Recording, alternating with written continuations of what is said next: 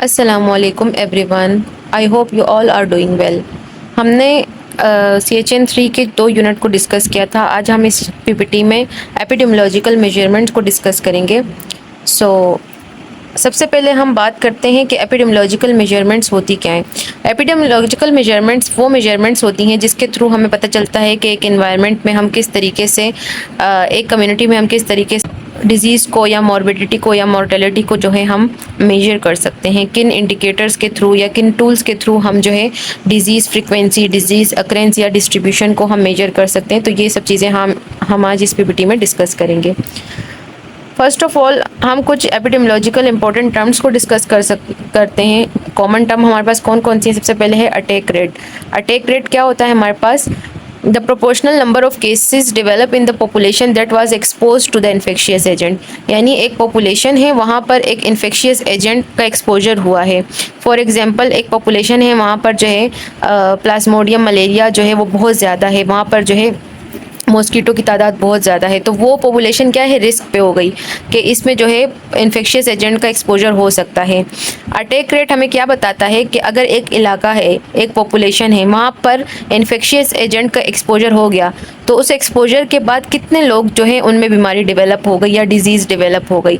जब हम उसको मेजर करते हैं तो वो हमारा अटैक रेट कहलाता है। ठीक है, कि after exposure number of cases या नंबर ऑफ डेवलपिंग केसेस कितने हैं, तो वो हम अटैक रेट के थ्रू मालूम करते हैं।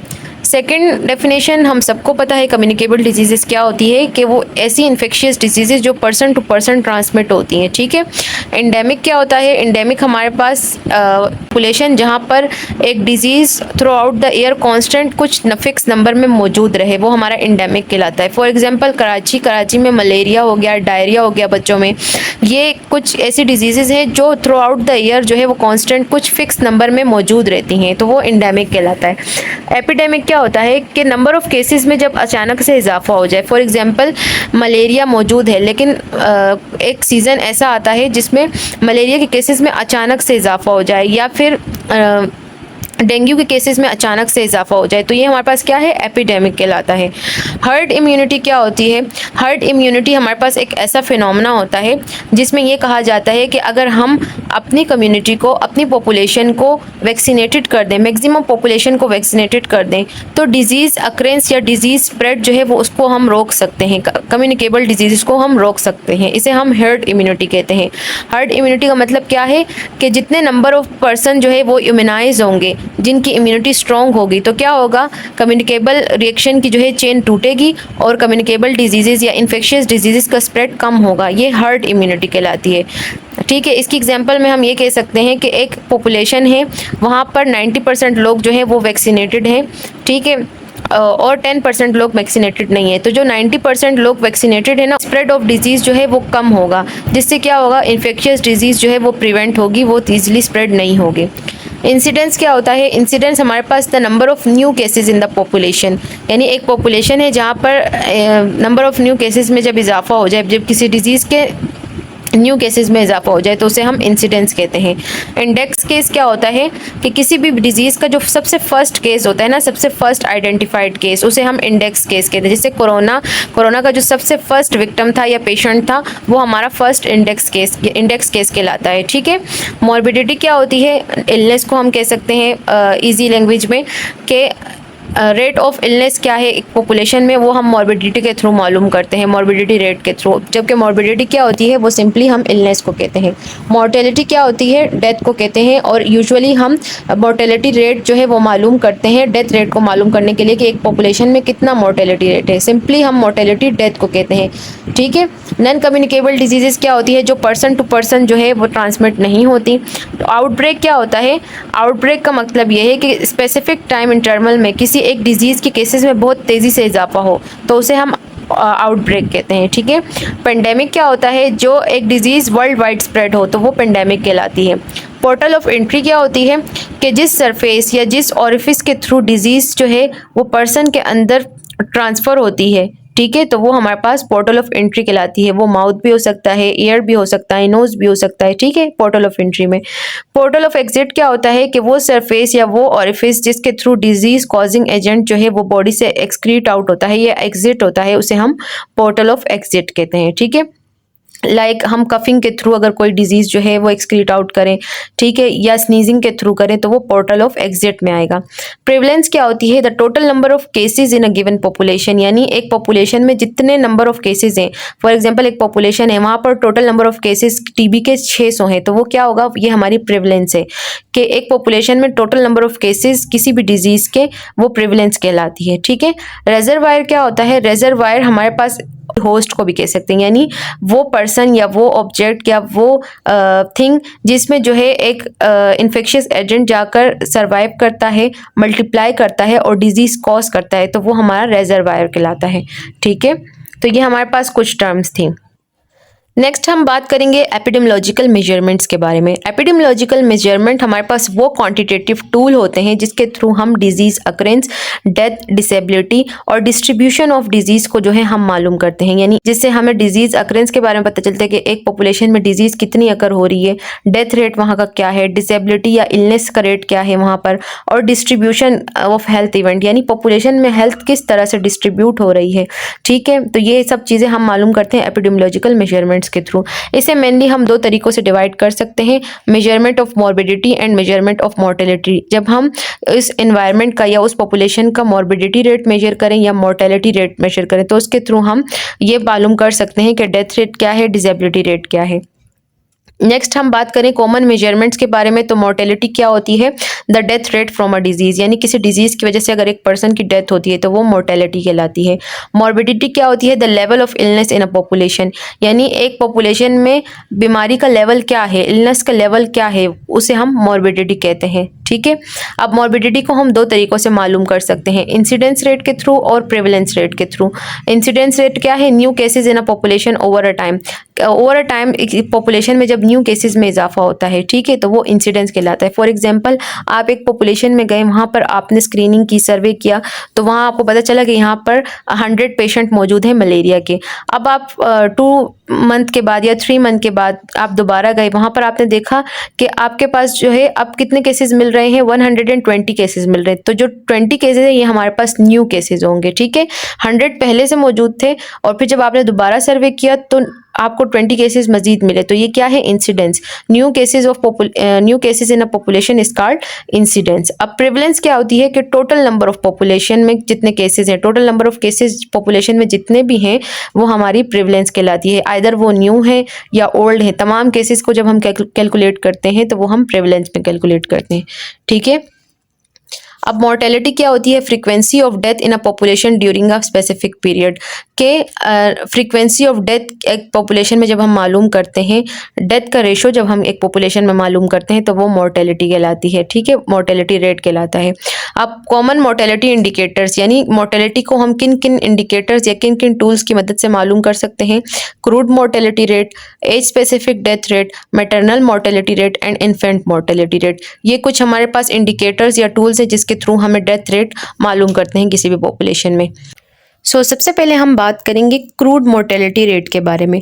क्रूड मोर्टेलिटी रेट हमारे पास क्या होता है? अगर हमने एक पॉपुलेशन में टोटल नंबर ऑफ डेथ मालूम करनी हो 1 ईयर की, तो उसको मालूम करने के लिए हम क्रूड मोर्टेलिटी रेट का यूज़ करते हैं, ठीक है। तो क्रूड मोर्टेलिटी रेट में हम कॉज को नहीं देखते कि डेथ की कॉज क्या है, आइदर वो एक्सीडेंट की वजह से पेशेंट की डेथ हुई है, कैंसर की वजह से हुई है, कम्युनिकेबल डिजीज़ की वजह से हुई है। इसमें जस्ट हम टोटल नंबर ऑफ डेथ मालूम करते हैं। तो अगर हमने टोटल नंबर ऑफ डेथ एक पॉपुलेशन की मालूम करनी है इन 1 ईयर, तो उसके लिए हम क्रूड मोर्टेलिटी रेट का यूज़ करते हैं। क्रूड मोर्टेलिटी रेट का हमारे पास फॉर्मूला है, क्रूड मोर्टेलिटी रेट का हमारे पास फॉर्मूला है total number of death from all causes in the population in 1 year, यानी हमने नुमरेटर जो हमारे पास ऊपर की वैल्यू होती है वो नुमरेटर कहलाती है। नुमरेटर में हमने total number of death from all causes यानी टोटल नंबर ऑफ डेथ लिखनी है, एंड डिनोमिनेटर जो हमारे पास नीचे की वैल्यू होती है, डिनोमिनेटर में हम टोटल नंबर ऑफ पॉपुलेशन लिखते हैं, ठीक है। एंड इसको हम डिवाइड कर देते हैं, देन मल्टीप्लाई करते हैं 1000 से, तो हमारे पास क्रूड मोर्टेलिटी रेट आ जाता है। तो क्रूड मेनली जो हमारे पास नुमरेटर होता है, नुमरेटर में हम मेनली नंबर ऑफ कॉजेज या नंबर ऑफ इवेंट्स या नंबर ऑफ डेथ या नंबर ऑफ डिजीज़ ये चीज़ लिखते हैं, जबकि डिनोमिनेटर में हम टोटल पॉपुलेशन, रिस्क पॉपुलेशन, इस तरह की हम वैल्यूज़ लिखते हैं। तो अगर आप ये याद रखेंगे तो आपको मोर्टेलिटी रेट, फर्टिलिटी रेट निकालना आसान हो जाएगा, ठीक है। नेक्स्ट हम बात करते हैं केस फर्टिलिटी रेट के बारे में। अब केस फर्टिलिटी रेट क्या होता है? केस फर्टिलिटी रेट में हम देखते हैं कि अगर एक डिजीज़ है किसी पेशेंट को और उसके थ्रू उस पेशेंट की उस डिजीज़ की वजह से कितने लोगों की डेथ हो रही है, अगर हमने ये मालूम करना है तो उसके लिए हम यूज़ करेंगे केस फर्टिलिटी रेट को। केस फर्टिलिटी रेट को हम मालूम क्यों करते हैं? अगर हमने किसी स्पेसिफिक डिजीज़ के डेथ रेशो मालूम करना है कि इस डिजीज़ की वजह से इतने लोगों की डेथ हो गई है, तो उसको मालूम करने के लिए हम केस फर्टिलिटी रेट का यूज़ करते हैं, ठीक है। इसका फॉर्मूला ये है कि हमने नुमरेटर में हमने नंबर ऑफ डेथ लिखना है कि उस बीमारी की वजह से कितने लोगों की डेथ हुई है। फॉर एग्जांपल 80% लोगों की डेथ हुई है, तो वो हम नुमरेटर में लिख देंगे, ठीक है। और टोटली कितने पर्सन या कितने पेशेंट ऐसे थे जो उस डिजीज़ के साथ सफरिंग कर रहे थे या उस डिजीज़ के साथ मौजूद थे, तो टोटल अगर हमारे पास 100 पेशेंट थे, ठीक है, उसमें से 80 लोगों की डेथ हो गई थी, तो हम इसको डिवाइड कर देंगे एंड मल्टीप्लाई कर देंगे 100 से, तो हमारे पास केस फर्टिलिटी रेट रेशो आ जाएगा। मेनली केस फर्टिलिटी रेट हम क्यों मालूम करते हैं? ये जानने के लिए कि डिजीज़ सिवियरिटी क्या है, एक डिजीज़ है वो कितनी सिवियरिटी में है, ठीक है, या फिर अगर हमने कोई न्यू थेरेपी की है उस डिजीज़ से रिलेटेड, तो उसके बेनिफिट्स देखने के लिए हम केस फर्टिलिटी रेट का रेट निकालते हैं, ठीक है। नेक्स्ट हमारे पास है age specific mortality rate and cause specific mortality rate. ये नाम से ही जाहिर है, एज स्पेसिफिक मोर्टेलिटी रेट में हम किसी specific age specific mortality rate में हम किसी स्पेसिफिक एज की अगर मोर्टेलिटी रेट हमने मालूम करना है तो वो हम मालूम करते हैं। फॉर एग्जांपल अगर मुझे 0 to 5 ईयर के बच्चों का जो है मोर्टेलिटी रेट मालूम करना है, तो उसके लिए मैं एज स्पेसिफिक मोर्टेलिटी रेट का इंडिकेटर यूज़ करूँगी, ठीक है। इसका फॉर्मूला क्या है कि total number of death from all causes in 1 year in 1 age group, यानी 0 to 5 ईयर का जो एज ग्रुप है आपने उसका मालूम करना है ना, तो आप नोमिनेटर में क्या लिखेंगे? टोटल नंबर ऑफ डेथ लिखेंगे एंड डिनोमिनेटर में आप number of person in that age group, यानी उस एज ग्रुप के टोटल पॉपुलेशन आपके पास कितनी थी, डिनोमिनेटर में आप वो लिखेंगे, ठीक है, एंड मल्टीप्लाई कर देंगे 1000 से, तो आपके पास एज स्पेसिफिक मोर्टेलिटी रेट आ जाएगा। एज स्पेसिफिक मोर्टेलिटी रेट हम किसी भी एज ग्रुप के लिए कर सकते हैं, जैसे फॉर एग्जांपल मैंने 10 to 15 age group fertility rate मालूम करना है तो मैं उसके लिए भी कर सकती हूँ, ठीक है।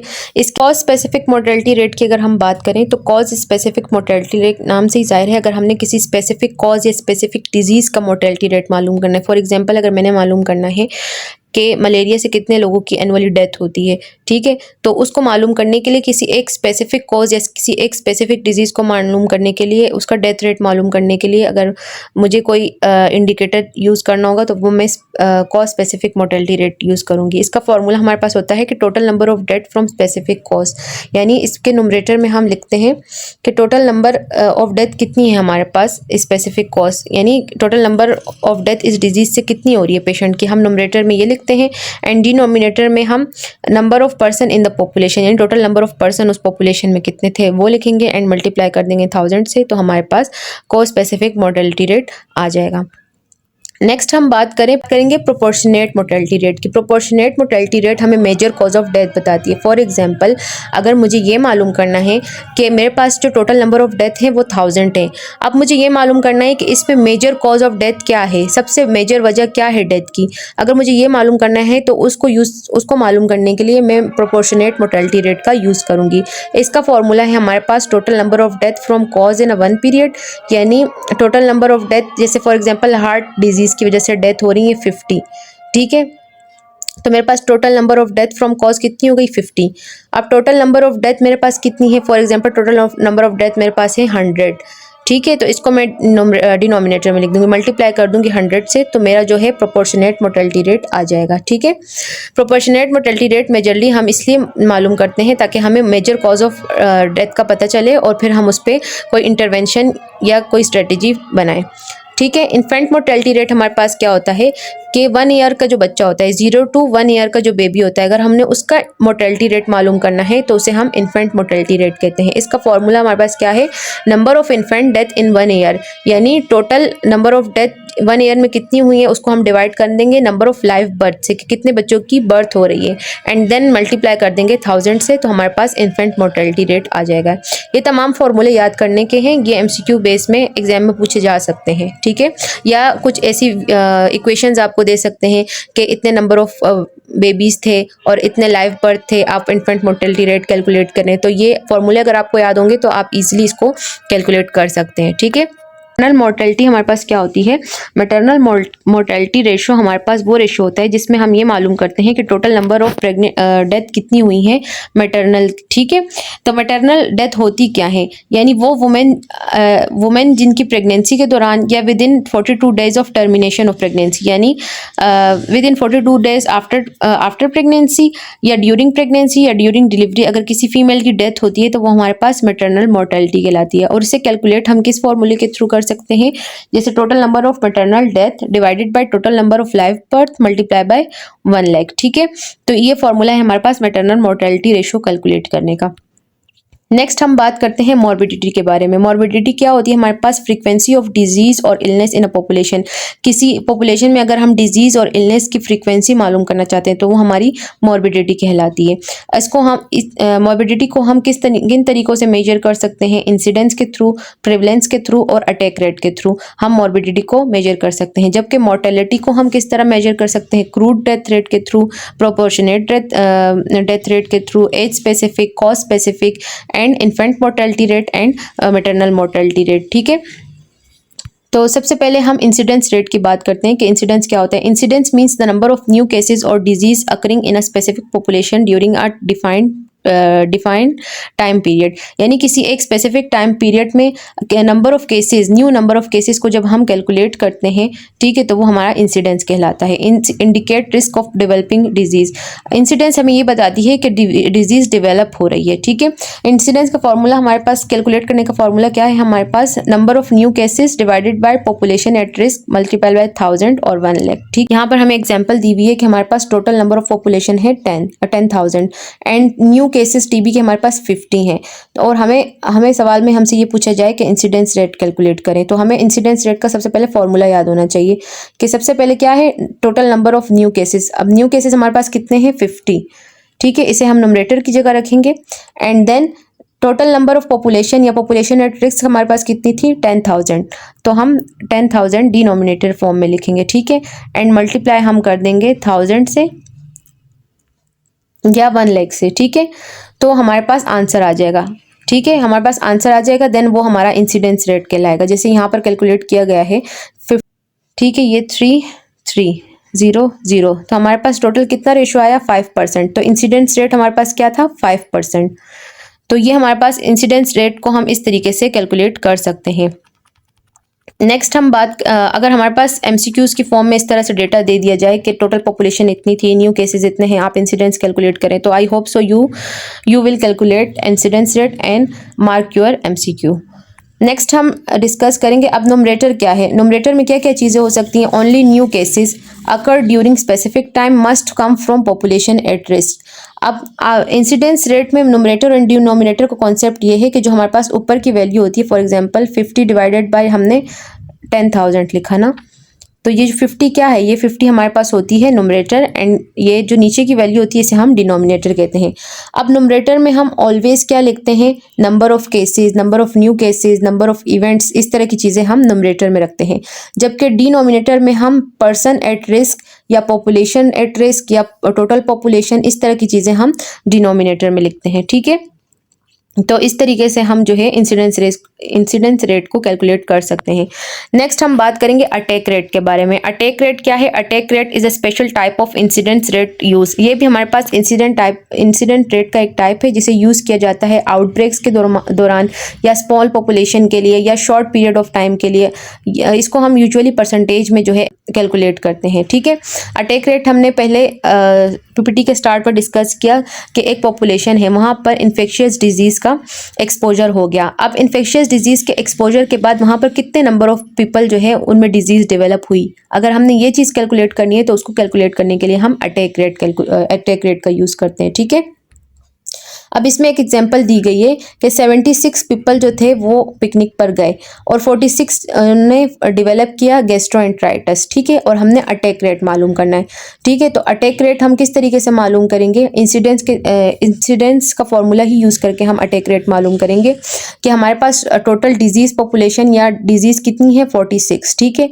इसको हम डिवाइड कर देंगे टोटल नंबर ऑफ पॉपुलेशन से या रिस्क पॉपुलेशन से। तो हमारे पास पॉपुलेशन टोटल कितनी थी? टोटल 76 लोगों ने पिकनिक अटेंड 1% की थी ना, तो ये हमारे पास टोटल पॉपुलेशन हो गई, तो इसे हम डिनोमिनेटर में लिख देंगे। एंड अगर हम इसको मल्टीप्लाई कर देते हैं 1000 से, ठीक है, या 100 से, जो के होता है ना ये हमारे पास कांस्टेंट होता है, 1000 का यूज़ भी कर सकते हैं, 100 का यूज़ भी कर सकते हैं हम। तो जब हम इसको कैलकुलेट करेंगे तो हमारे पास आंसर आएगा 61, ठीक है। तो 61% लोग क्या है, अटैक रेट, मतलब उनमें जो है डिजीज़ डेवलप हुई है, उनमें जो है डिजीज़ प्रोग्रेस हुई है। तो ये हमारा 61% क्या है, ये अटैक रेट है, जो ये इंडिकेट करता है कि आफ्टर एक्सपोजर 61% लोगों में डिजीज़ डेवलप हुई, ठीक है। नेक्स्ट हम बात करेंगे अब प्रेवलेंस के बारे में। प्रेवलेंस क्या होती है, एज हमने पहले डिस्कस किया कि प्रेवलेंस में हम तमाम एग्जिस्टिंग केसेस को जो स्टडी करते हैं या मेजर करते हैं, ठीक है। At a specific point in a time is called point prevalence, और over a period of time is called period prevalence. यानी प्रेवलेंस की दो टाइप्स हमारे पास, अगर हम उसी टाइम विद इन जिस टाइम हम जाएं सर्वे करें, ये वहाँ पर जो है हम डिजीज़ का डेटा कलेक्ट करें, अगर उस टाइम पर ही हम प्रेवलेंस को मेजर कर लें तो वो हमारी पॉइंट प्रेवलेंस कहलाती है। लेकिन अगर हम over the period of time अगर हम उस चीज़ को मेजर करें तो वो पीरियड प्रेवलेंस कहलाएगी, ठीक है। Is it major disease burden, prevalence को जब हम मेजर करते हैं तो वो हमें डिजीज़ बर्डन के बारे में बताती है कि इस डिजीज़ में वक्त के साथ इजाफा हुआ है या कमी आई है, ठीक है। तो प्रेवलेंस क्या है, number of existing cases old और न्यू दोनों, यानी total number of cases in a population is called prevalence. अब हमारे पास प्रेवलेंस की एग्जांपल क्या है, कि सबसे पहले अगर हम बात करें टोटल एग्जांपल क्या है, हमारे पास टोटल पॉपुलेशन हमारे पास है 20,000 और हमारे पास टोटल जो है डायबिटिक पेशेंट है 1000, हमने प्रेवलेंस मालूम करनी है। तो प्रेवलेंस का फॉर्मूला क्या है कि number of total disease divided by population multiply 1000, ठीक है। तो अगर हमने प्रेवलेंस को मालूम करना है तो सबसे पहले हमारे पास क्या है, टोटल डायबिटिक पेशेंट हमारे पास क्या है, टोटल नंबर ऑफ डिजीज़ क्या है हमारे पास 1000। तो हम जब 1000 को डिवाइड करेंगे टोटल पॉपुलेशन से 20,000 सॉरी मल्टीप्लाई 1000, तो हमारे पास आंसर आएगा 50, यानी हम डायबिटिक की कितनी प्रेवलेंस है 50%, ठीक है। तो इस तरह से हम जो है प्रेवलेंस को कैलकुलेट कर सकते हैं। हमारे पास एमसीक्यूज़ में इस तरह के एमसीक्यूज़ आ सकते हैं जिसमें हमें डेटा दिया हो और हमें कहा जाए कि मैटरनल मोर्टेलिटी रेट मालूम करें या इंसिडेंस मोर्टेलिटी रेट मालूम करें, तो इस चीज़ की आप प्रैक्टिस कर लें। फार्मूलाज अगर आपको याद होंगे तो आप इजीली कैलकुलेट कर लेंगे, ठीक है। इसके बाद ये कुछ एक्सरसाइज दी गई, जैसे population of town 1 lakh new TB cases is 2025-80 total TB cases 600। हमने क्या क्या कैलकुलेट करना है, incidence rate and prevalence rate. सबसे पहले अगर हम इंसिडेंस रेट कैलकुलेट करें तो इंसिडेंस रेट का फॉर्मूला हमें पता है कि सबसे पहले हम न्यू केसेस लिखेंगे, डिवाइड करेंगे टोटल पॉपुलेशन से, और हमें जो है परसेंट दिया पर 1 लाख ना, तो हमने मल्टीप्लाई 1 लाख से करना है, ठीक है। तो अगर हमने इंसिडेंस मालूम करनी है तो इंसिडेंस के लिए total number of new cases कितने हैं हमारे पास 80, तो 80 डिवाइडेड बाय टोटल पॉपुलेशन कितनी है हमारे पास 1 लाख,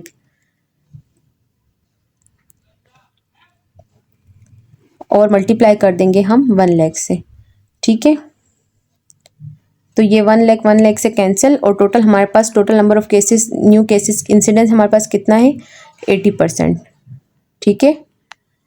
ये हमारे पास इंसिडेंस का आंसर आ गया। इस तरह से अगर हम प्रेवलेंस की बात करें तो प्रेवलेंस को हम कैसे कैलकुलेट करेंगे, हमारे पास टोटल टीबी केसेस कितने हैं 600, हम डिवाइड करेंगे इसे टोटल पॉपुलेशन से जो है 1 लाख,